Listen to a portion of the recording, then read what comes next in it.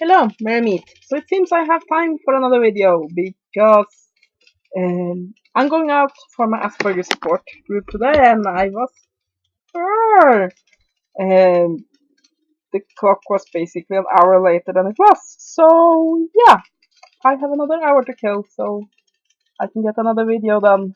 Yay. So what do I have now? I have a small um, collective haul of various forms of books, science fiction, fantasy, horror, and role-playing game books. I don't have a huge fiction book haul today because I bought too many folk books, so I didn't have money for a lot of fiction books, but there's a small haul. So let's start with role-playing games. I have Kuro. This is a core book, and it's for a Japanese horror role-playing game. I don't know a lot about this, but I just thought it sounded so much fun, I have to have it. And I can place it there. And then I have Shadowrun 2050. And this is by Catalyst Game Labs. It's some historical setting source book. It's basically not that long after um,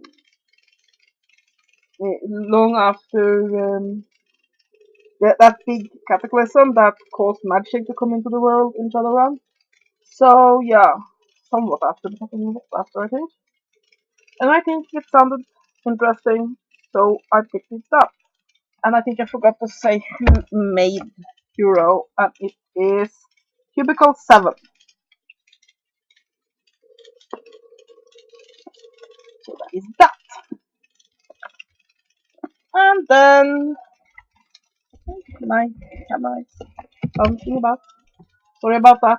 Anyway, moving on to comic books. I only have one because while I do love comic books, I prefer to read novels and such, but some are just too good to pass up. And it is Star Wars Dawn of the Jedi, Volume 2, Prisoner of Bogan. Volume 1 is really interesting, so I have to pick up Volume 2. Hopefully, I'll be able to get Volume 3 this month. And then going to mangas. I have this one I haven't taken out of the shrink wrap yet. It is Crimson Spell Volume 2. And it's by Ayano Yamane. And it's published by BL Sublime. Sublime is Sublime Manga. Sublime Manga is their name. So yeah, this is uh, yaoi, and but it's yaoi fantasy is pretty interesting. Again, I think I forgot the authors and such on this one. It's by Dark Horse Comics, and who has written it? Doesn't say. Yes, we have story. It's Jan Ostrander and Jan Dersima. Script Jan Ostrander. Pencils Jan Dersima. Inks Dan Parsons and colors Wes Siboya or cover art David Michael Beck. Those are the nice people that I just butchered the names of. Anyway, I'm a bit scatterbrained today, so moving on with mangas. I have Dragonar Academy Volume 2.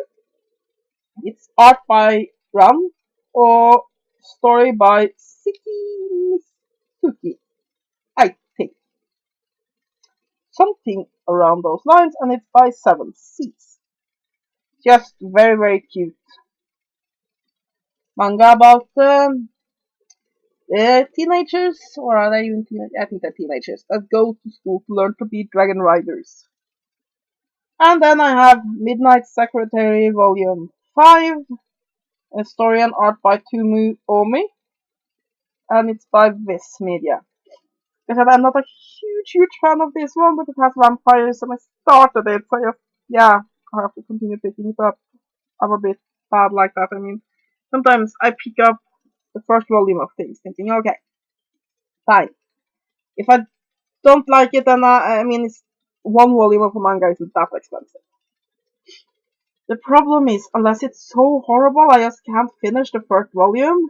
I can't continue picking them up because then I'm thinking, oh, but I've already read the first volume, so I might as well pick up volume 2 just to check if it gets better. And then by volume 2, I'm thinking, okay, I've already invested time and money into them. I will try volume 3, and we can all see where this is going. So yeah,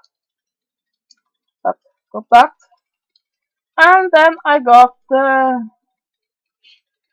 Witchbuster. This is the omnibus versions that has 2 books each, and it's omnibus 1 and 2, which means this is number 1 and 2, and this is 3 and 4, so the four first books in the series. I thought it sounded interesting. And this is by Young Man Shao, and it's published by Seven Seas. And I just got these today, and I don't know how long I've been waiting to do this haul, but I was waiting for these books, and I don't know how long they spent in shipping, because I was pretty sure they hadn't gotten lost, but they showed up. Yay! Now I can start reading this series. And then for some novels, or actually I only have one novel, and then I have 2 short story collections. The novel I have is Camelot Burning by Catherine Rose.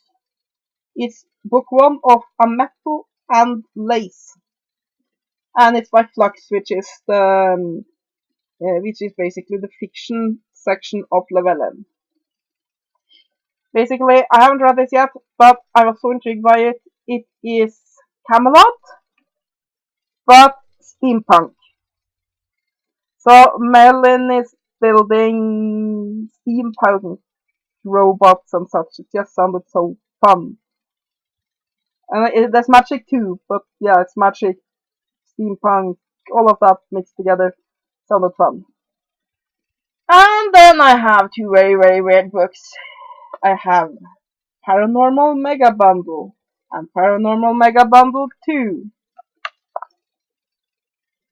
And this is by Dyla Doolin. And it's published by, I think it's self-published. Basically, what this is monster porn. It's basically erotic short stories involving supernatural creatures. There will be Bigfoot, Slenderman, and all sorts of things that have limbs and tentacles that can, well, do things. Yeah. Dyla Dunlan has actually made quite a bit of a name for herself making these monster porn. So I remember there was a section on I think that's on her, but I'm not completely sure. It was one of those monster porn writers in the Young Turks had a section on them, and was asking why would people read that? And I mean, for me, it's just because I love monsters, and yeah, I think it's a bit fun. But I think for a lot of people, it's one part back to nature, but at the same time, for example, with Bigfoot, you can have basically bestiality without it being the same taboo. But let's not get into that in detail, shall we? It's sexy stories with supernaturals. 1 and 2. Yes. So that's what I had for you today. Hope you have enjoyed this video. It's really just a tiny haul. So yeah, have a great day and blessed be.